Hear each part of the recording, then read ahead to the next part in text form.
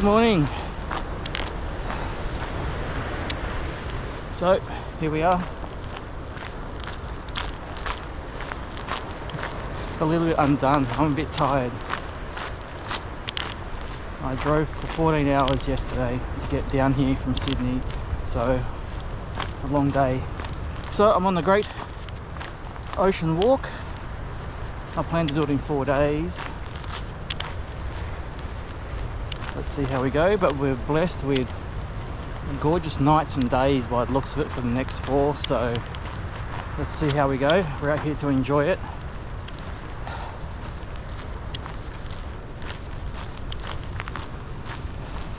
We are now just on to the trail proper.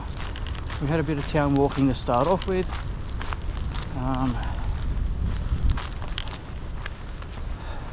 It's not too bad, it's quite short though, maybe 2-3 k's and then you're done. Walk through a caravan park and onto the trail and away you go. So looks, I mean, for town walk starting in town, they're the best ones. Get them out of the way really quickly. They're real short, get out of town. But it wasn't bad. I got to stay in a hotel last night and then walk across the road effectively and start the walk. So I've been going for a while now. Not too sure, it'll be a few hours maybe. Let me just have a quick gander while you stare at my chest. Let's see. Yeah, about 2 hours. And the and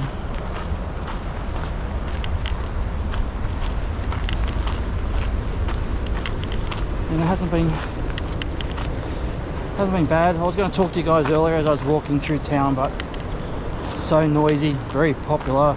There's people everywhere, cars everywhere, so it really didn't lend itself to having a yarn, so we skipped it until we got onto the trail. We have to see how we go here. I am a bit underdone physically and mentally.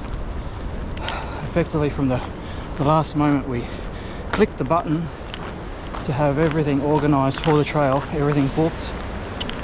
You know, a bomb exploded at work and I've been busy flat chat with no thought of the trail since then. So my leg work has really just been restricted to a little bit of bike trainer and that's it really, not too much else. And the mental work, there wasn't any, and if there was going to be, it would have been all used yesterday for that long drive to get down here. So let's see. So we actually did really close to 1100 kilometers yesterday. Longest trip yet in my EV. And to be fair, apart from a couple of mistakes I made in not paying attention forward, it was a breeze to get down here. So charging's not hard, so allows you to have that nice little break too, which, you know, 14-hour day, I was allowed to have a little bit of a break, stretch, wake up a bit before I moved on to the next leg. So all in all, it's actually good. The car handles those sorts of trips really well. It is quite the couch. So alright, we're on our first beach. And we'll get going. Right, I'll let you look at the beach. That'll be it for me for a little while. I'll talk to you a bit later. See you guys.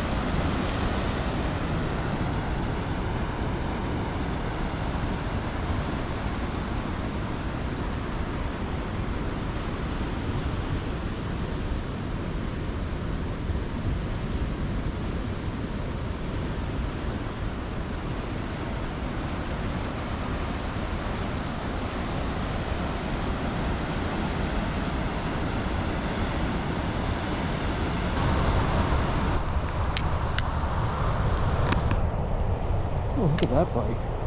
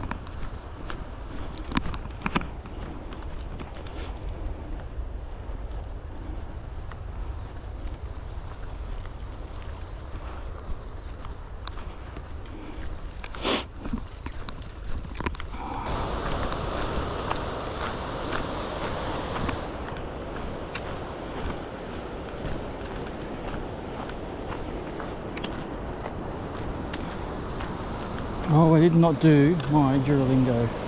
What's the bet I got no service? Fucking idiot. SOS only. God damn it. What? You now have to pay attention for service. You're a fucking moron, dude. You told yourself to do it. Oh, your brain is fucking mush these days.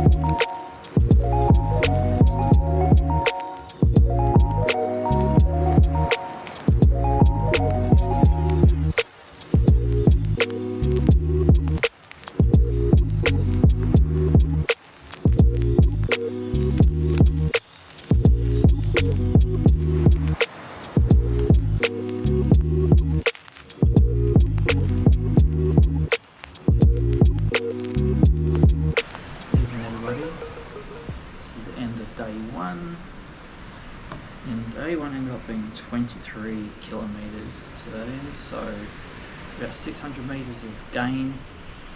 This is the big hill on this walk. There's one that's a bit further along, but it's not quite as decent as this.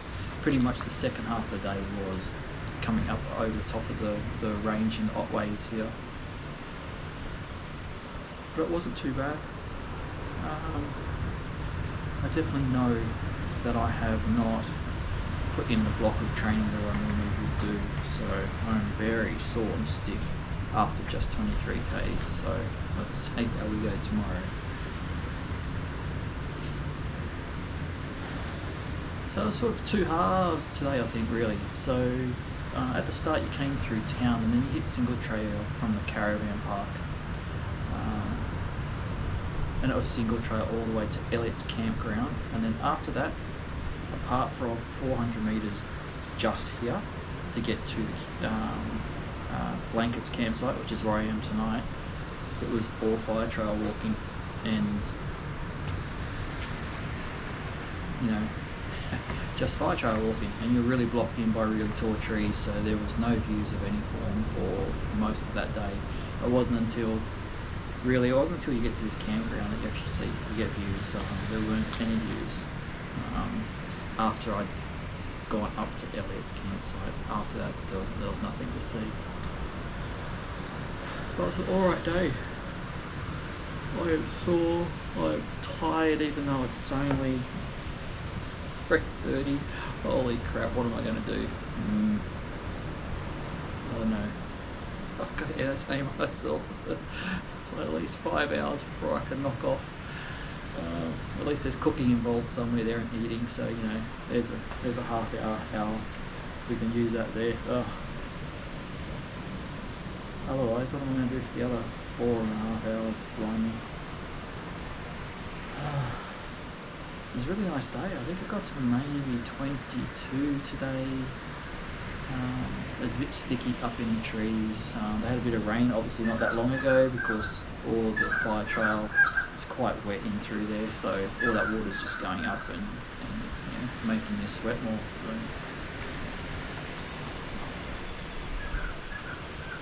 but right this very second, I don't know what it would be. I mean, it'd be maybe 18, wind chill more like 10.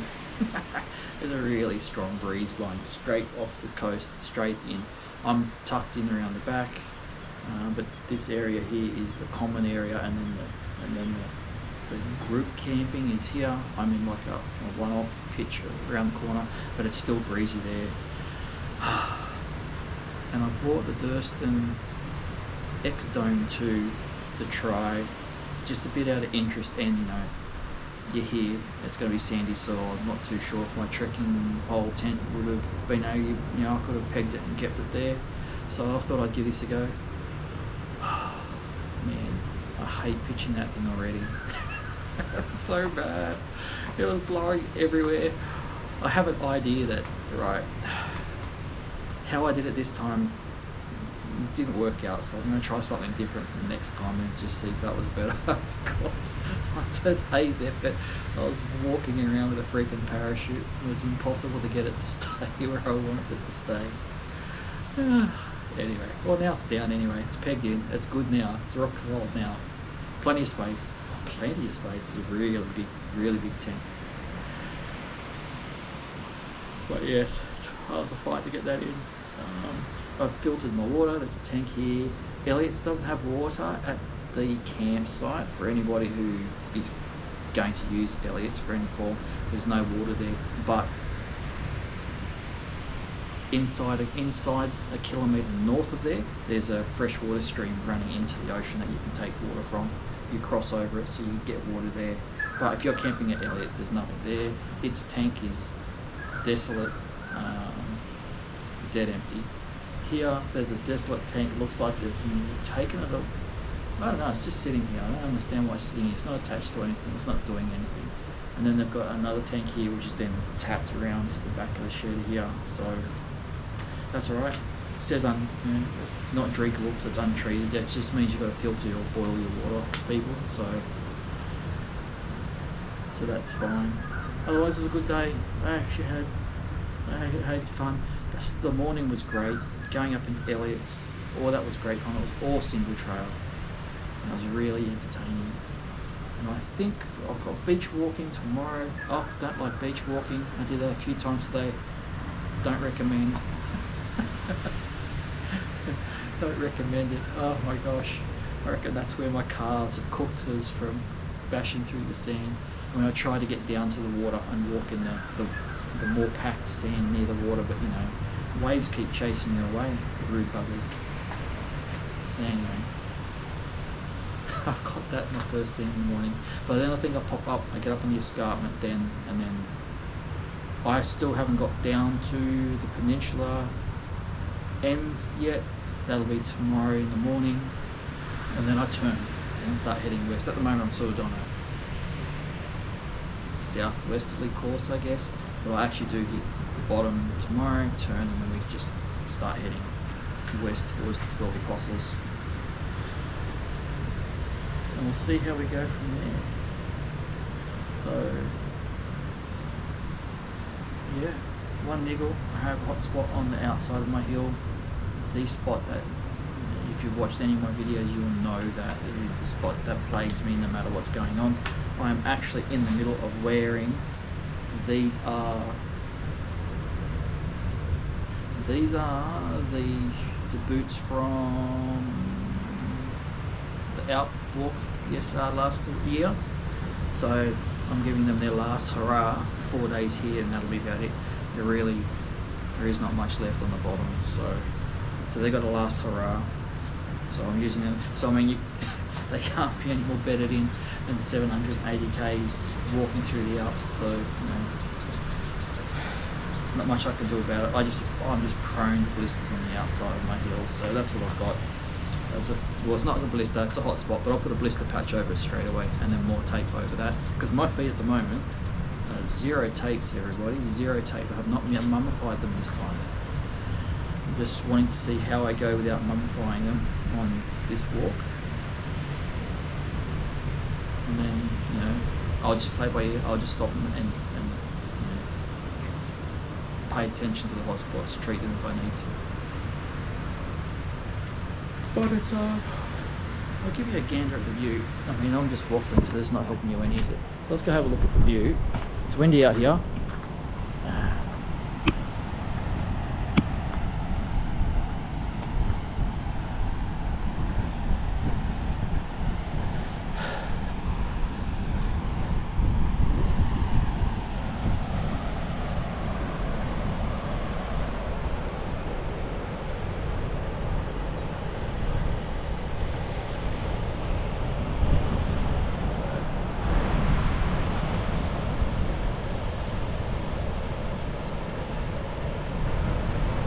So this is the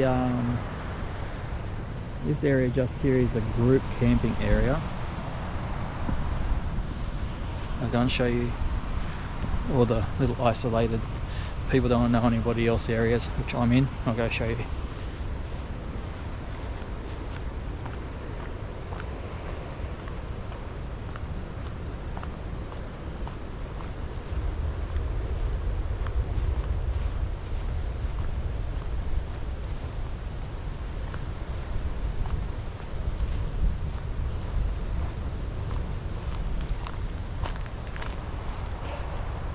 So that's me there. This is the Durston X Dome 2. She's a big chunky girl. Plenty of space. What I like about it is, and I have a major gripe with my favourite tent, which is the XMID Pro 2. I love that tent, and that's my go-to tent. Even though I've got this, it'll still be my go-to tent, because I like that a lot. But it's one downfall is its venting system. I just think you should just take it off because it doesn't work. This one here is great. It gives you a horizontal wind plane, so there's a vertical gap and the wind can come straight in there. So if you have a look, you can actually see into my tent through there because there's a vertical gap. And I've noticed sitting in there, I can feel the breeze coming in through those vents, which I've never been able to with the X-Mid. So that's really good. The other great thing is that with this cross member that they've put here, so this cross member here, I can add in this trekking pole. So I've got a trekking pole here. I can add a trekking pole and I'll put it down to that attachment there, which is the door, where you'd usually put a peg in there for the door, but I can put a trekking pole in there, which is what I've done. It's there, and I'll put that in on the other side, and it just makes this way stiffer, and I don't have to put a peg in there. And zipping the door's now taut, so zipping up and down is just crazy nice. So these are the other spots. So there's one there, there's actually a proper tent pad over that way there. There is a little creek here. I assume at a pinch water could have been taken from here. I mean the rocks over there are wet, so I assume water can be get from over there. You're probably getting wind noise because it's stupid windy here. I mean, even though I'm tucked in behind, and you can see, you know, there's the walkway down to where we came through. My tent's tucked in there, but that breeze is so strong all the way through here. I've been a good boy, filtered and topped up all my water already. I'll probably have to do it again because I need to make dinner yet. That hasn't happened, but I'll get to it. This is the tent pad. Well, I think you would struggle to fit a two-person here. I think this has to be, I mean, it's not level, it's falling already there, so there's a big chunk taken out here and this side, so I think a single would go well there. I think you'd be struggling to get a full two-person in there, at least level with two people. Someone would be sleeping and falling down the hill. So, you know, there's where we started our yarn from. And as you can see, that's a dead water tank there, and that one there is the workable tank. So, and then that path there leads you off to the car area, which I believe up there at the car area is the toilets, and up there they do have a tank on that one as well, so there's water accessible up there as well. So if this one was dead, then you could go up there, so it's not bad. He's in way better nick than Elliott's. Elliott's does not have this. Elliott does not have this at all. It's just got a pit toilet system there, which looks, you know, it's not crash hot. I'd say it probably doesn't get the love and attention that others do, which is, I mean, if they don't want it there, just take it out. You know, it's a bit weird. I mean, it's in a really weird spot. It's only like 8 k's from the start, so unless you're walking the other way, which, you know, they all talk about going south and then west, that's it. I did meet a lady today up the top in the Otway. She was walking and finishing her walk off, so she had gone the other way. So some people do it, so then maybe Elliott's works for them, because then it's only, like I say, 8k run home. But I don't know, it is no good because there's no water available there. You actually would have to, Elliott's, I mean, it's a k away, but you're going down. Elliott's is up really high, and you're going down to get back down to basically sea level to access the creek that's going into the sea. So there's not much there for you. Excuse me. Ugh, old man dying here.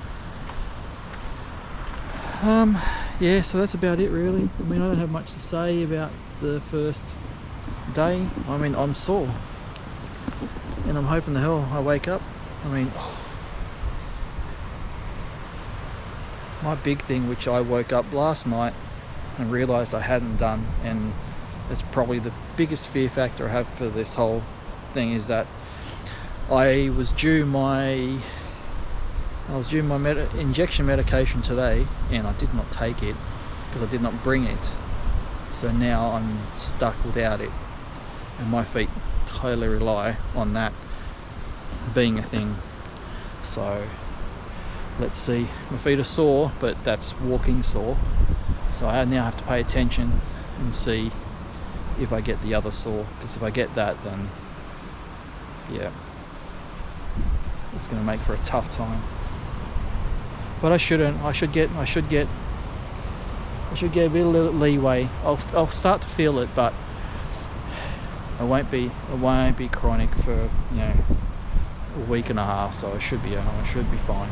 But nothing like waking up and realizing that your absolute necessity that you kept telling yourself you needed to do, you didn't do. So, you know, well done. Mistakes were made.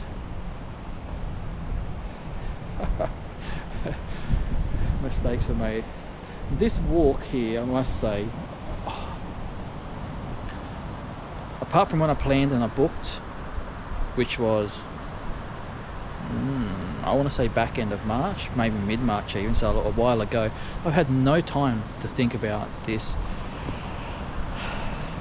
With the goings on at work and whatnot that I've had, that's just taken up all my time, and I've not had any space to think about it. So literally I just relied on what I had done at the back end of March in prep time, and then hope the hell I was bloody right, and off I went. So I did miss one thing, apart from my injection, which is the most important thing, but I did miss one other thing, but it's not a deal breaker. It's just changes up how I go about things. So, you know, that's at dinner time, so it's not a big deal. So that's all right. I can live with that. But yes, I mean, the last 2 years, you know, when I've decided I'm doing it, I've gone full blown planning to the nth. So I just didn't have the chance for this. So I booked the sites, so I knew roughly what I was doing.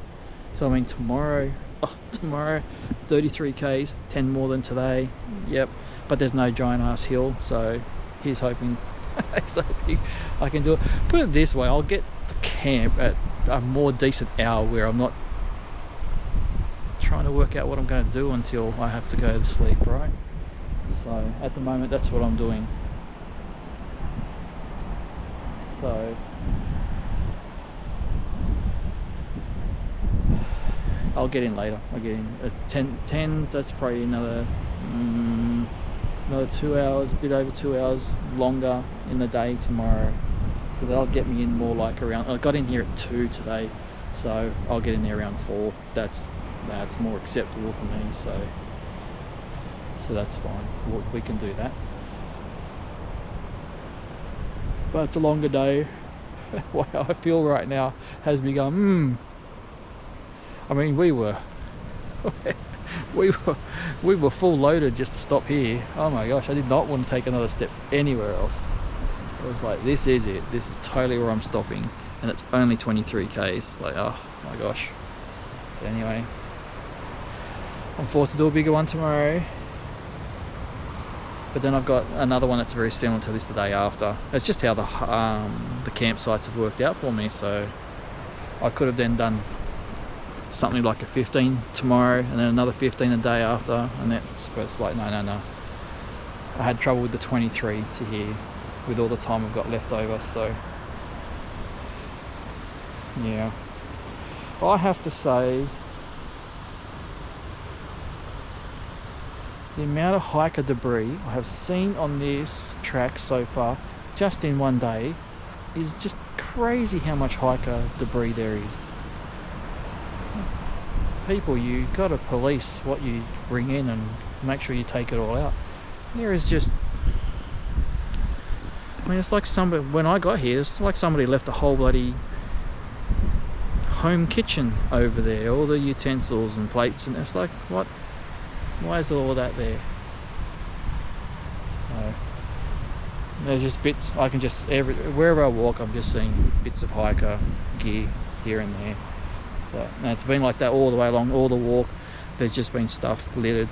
So as a hiking community, we need to do better than leaving stuff laying around. The idea is you don't realise we were there in the first place. That's how we should all be doing it.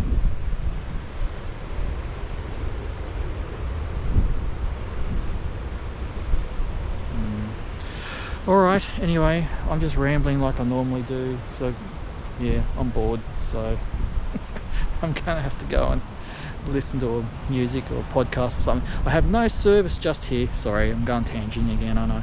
Over where my tent is, I'm either getting SOS, but if I walk out and stand there to stare at the sea, the ocean, I got 2 bars of 4G there. So maybe I'll do that. Maybe I'll go and stand over there and peruse what went on today that I didn't get to catch up on. So maybe I'll do that. Anyway, it's nice weather. Apart from that wind that's really cold, it is nice weather. I think I'll be blessed. I think I'm blessed until the day I finish, and then that wet change is coming in. So I only have a half day on the last, so I'm hoping I get in and done before that drops, and then that just means I've had beautiful days. The nights are going to be great, high teens, middle to low 20s for the middle of the days. I mean, that's beautiful, isn't it? That's just beautiful hiking weather. So let's see how we go. All right, enough of my ramblings. Way too much of that going on these days, isn't there? So you guys take it easy, and I'll continue to enjoy the views. All right, see you later, guys. Hey everybody, I'm now laying in my tent because, like, why not? And what else have I got to do? Anyway, I thought I'd show you the inside while I'm laying here staring at the inside going, oh, that's cool, or does that work? Anyway, so again, this is the Durston X Dome 2. So this is the 2-person version of his freestanding tent. I have the summer insert, which effectively means that all of this is all like fly screen mesh. So the only barrier I have against the wind is that little white strip there.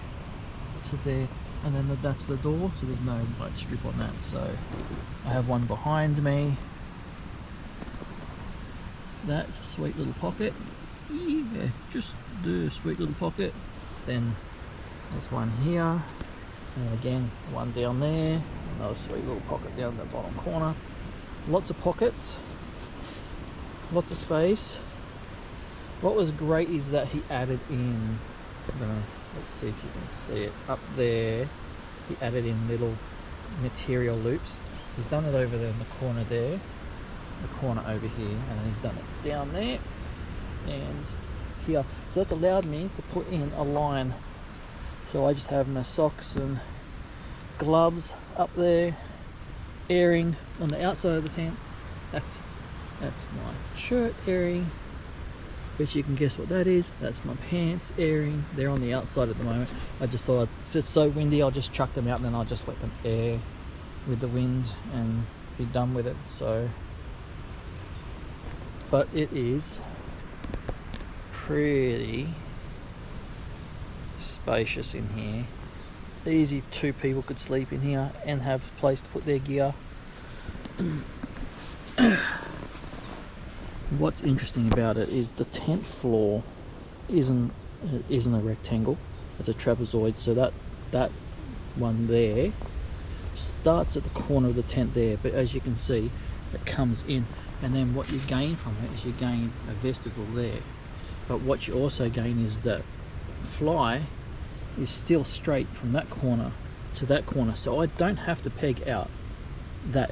That is straight. So this is a proper, absolute, 100% freestanding tent. if it wasn't windy, I wouldn't even have to put pegs in. I could just come in here without pegs. So the only reason I got pegs in is because we'd take off otherwise. But you don't need them. And then for storm worthiness, as you can see, the trekking pole goes into that top corner and then goes down to the door. And I've done the same on this side, so it's through there, it's doing the exact same thing. Then it's tied to that bar that goes across the top there.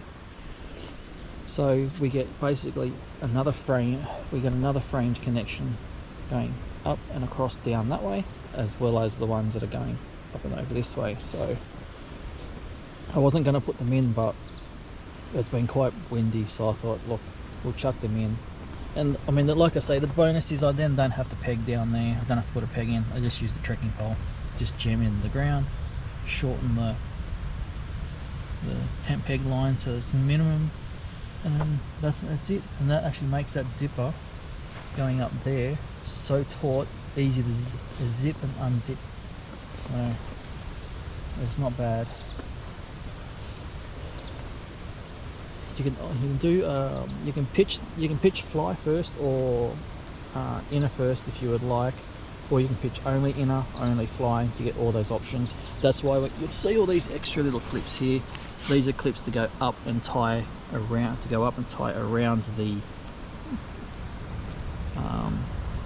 the frame that's there. So these will hook on. That's the same. They'll go up, tie over the frame. Here there's a loop just here that actually has a lock on it, and actually that would physically connect to that cross beam, and then I wouldn't have to. So you know, if it wasn't blowing a gale and it wasn't going to get cold because it's blowing a gale, and it wasn't going to rain, and you know I wanted to see the stars, I didn't have to put the fly in, and I could just lay in here with no privacy but see the sky. So it's not bad. There's plenty of options. I just don't like freestanding tents and the pitching. I love the simplicity of my trekking pole tent, my X Mid Pro 2. All you do is maximum length your 4 corner guy lines, peg them in at 45 degrees or 4 corners, go and get your trekking pole, the same trekking poles I'm using here, right? Put them into the cap top, into the bottom loop that holds the bottom in place, and then just extend it to the maximum. Lock. Same on the other side. Then go around and pull all the guy line or the tent peg lines. Just pull them to tauten up the tent, and that's it. And that is literally a sub 2 minute pitch. And I had to do a sub 2 minute pitches a lot last year when I was on the AAWT, because you know, you were cold the moment you stopped hiking, so you had to get that up super fast, everything in super fast, and get into something that would be warm. So I would have died of hypothermia trying to get this sucker up. It's unbelievable. It took me a good 10 minutes to get this up. This is crazy. So I'll try something different tomorrow and see if that's a gain for me.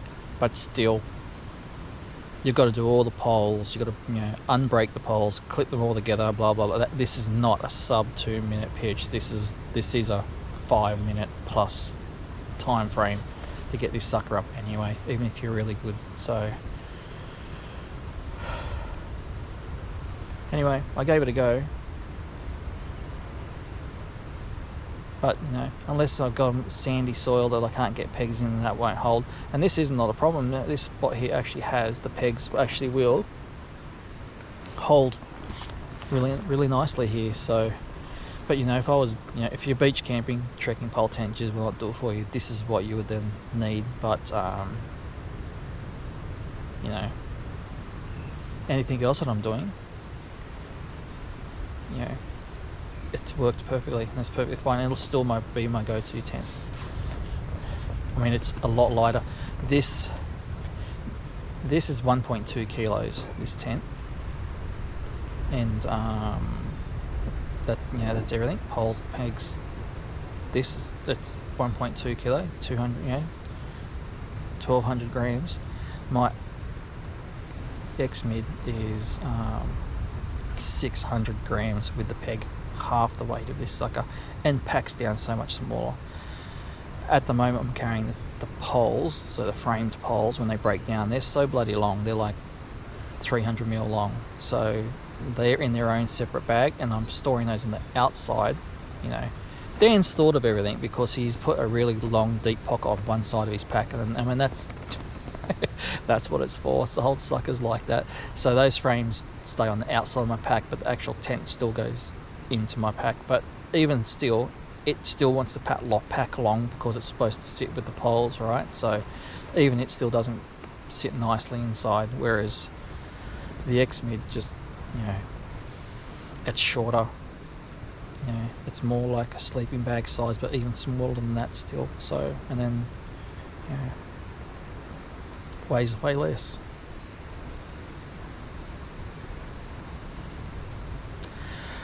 But anyway, there you go. I just thought that'd be a bit interesting since I was laying here and I was going, what am I going to do? So I thought, and I'm staring at this tent, looking at it.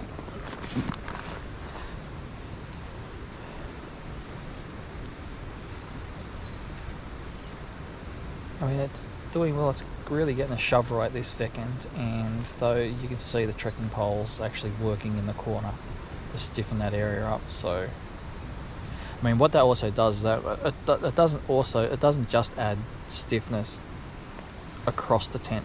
It's actually helping the frames that are already there, because they're pushing their load into the trekking pole instead of all the way across to the other side.